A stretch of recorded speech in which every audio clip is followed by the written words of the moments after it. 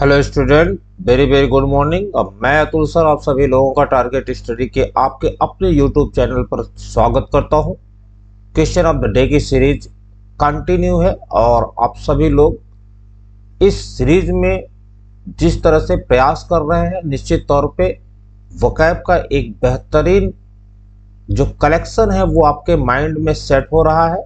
निश्चित तौर पे ये आपके लिए मील का पत्थर साबित होने के लिए ये सीरीज तैयार है और यहाँ से आप लोग काफ़ी वोकैब सीख भी रहे हैं। तो आज वोकैब की इस सीरीज में, क्वेश्चन ऑफ द डे की इस सीरीज में हम 14 नंबर पे पहुंच गए हैं। इसके पहले 13 नंबर तक क्लासेस कंप्लीट हो चुकी हैं और अभी तक अगर आपने उन 13 क्लासेस को नहीं देखे हैं तो वीडियो के डिस्क्रिप्शन में लिंक प्रोवाइड कर दिया गया है और यहाँ से आप एक एक वर्ड को आप कंप्लीट कर सकते हैं। एक एक क्वेश्चन आपके लिए बहुत ही इम्पोर्टेंट है। तो जितने लोग भी आज के इस सीरीज में जुड़ पाए हैं, वीडियो के शुरू से लेके अंत तक बने रहें। निश्चित तौर से मैं आपको यहाँ से एक बेहतरीन प्लेटफॉर्म आपके लिए वोकैब के लिए तैयार कर रहा हूँ। तो सभी लोगों का एक बार पुनः मैं स्वागत करते हुए मैं सीधे 13 नंबर के क्वेश्चन को एलिबोरेट करने की कोशिश कर रहा हूँ। 13 नंबर का जो क्वेश्चन था उसमें मैंने पूछा था, choose the correct synonym of the word ravage. Ravage का आपको सिनोनिम बताना था। सिनोनिम का मतलब है पर्यायवाची और हम इसे सेम मीनिंग के अर्थ में जानते हैं। तो चलिए मैं आपको एक एक वर्ड क्लियर करता हूं। सबसे पहला ऑप्शन इसमें था सैल्वेज, फिर ब्रेक, डेमोलिश, अबॉलिश। तो ये चारों वर्ड आपके लिए बहुत ही इंपॉर्टेंट हैं। तो सबसे पहले हम सैल्वेज को देखेंगे। सैल्वेज का मतलब क्या होता है? बचाना या उबारना, बचाना या उबारना। हम इसे सेव या सैल्व, ध्यान रखेंगे। साल्व SOLVE आपने पढ़ा है, SOLVE सॉल्व मीन्स हल करना होता है। और यहां ध्यान रखेंगे यह भी आपका सॉल्व है और इसका मतलब होता है किसी को बचाना या उबारना। ब्रेक को आप अच्छी तरह जानते ही हैं। ब्रेक का मतलब आपने एक अर्थ तो जाना है तोड़ना,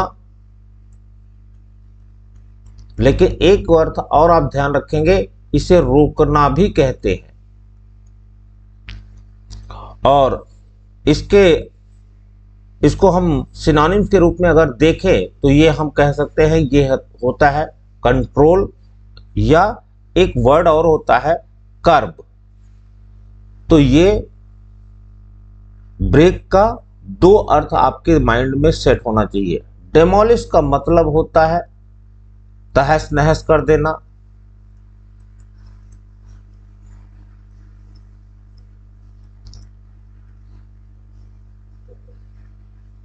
या बर्बाद करना।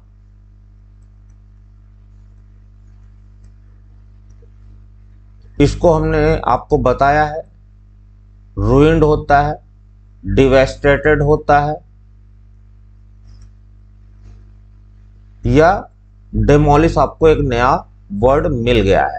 अबॉलिश भी ध्यान रखेंगे, इसी डेमोलिश का सिनोनिम्स की कैटेगरी में ही ये आता है। इसका भी होता है मतलब नष्ट कर देना। तो अगर अब यहां तो चारों वर्ड आपके क्लियर हो गए, चारों वर्ड के आपको हिंदी भी क्लियर हो गई, लेकिन एक बात अभी आपकी क्लियर नहीं है कि what is the meaning of ravage. Ravage का मतलब क्या होता है? तो रेवेज का भी मतलब क्या होता है? बर्बाद करना। अर्थात यहां आपको जो वर्ड मिल रहा है रेवेज की सिनोनिम्स के रूप में, वो डेमोलिश भी मिल रहा है और अबॉलिश भी मिल रहा है। हम इसे रूइंड कह सकते हैं, डेवेस्टेटेड भी कह सकते हैं।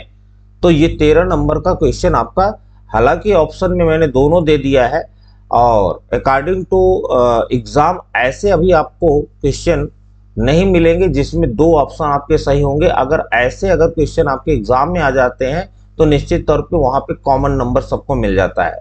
लेकिन चूंकि हम सीखने का प्रयास कर रहे हैं तो डेमोलिश और एबॉलिश दोनों रेविश के सिनोनिम्स की कैटेगरी में आते हैं, और यहाँ पे आपको वर्ड मिल रहा है रूइंड और डिवेस्टेटेड, नए तरीके का वर्ड, और ये आपके वोकैब में एक इंक्रीजिंग पावर होगी और निश्चित तौर पे एक अच्छा सा संग्रह तैयार करने में यह काफी सहायक होगी।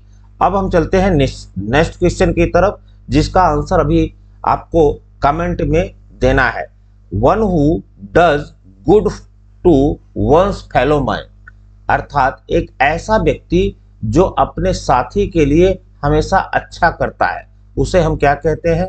फिलिस्टाइन कहते हैं, अपोक कहते हैं, फिलोलॉजिस्ट कहते हैं, या फिलांथ्रोपिस्ट कहते हैं।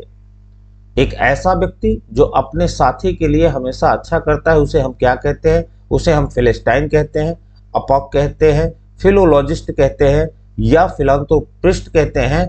आपको इसका आंसर कमेंट के तरीके से आपको देना है। तो आप सभी लोग शुरू से अंत तक बने रहे, उसके लिए मैं टारगेट स्टडी की तरफ से अतुल सर सभी लोगों का धन्यवाद करता हूं।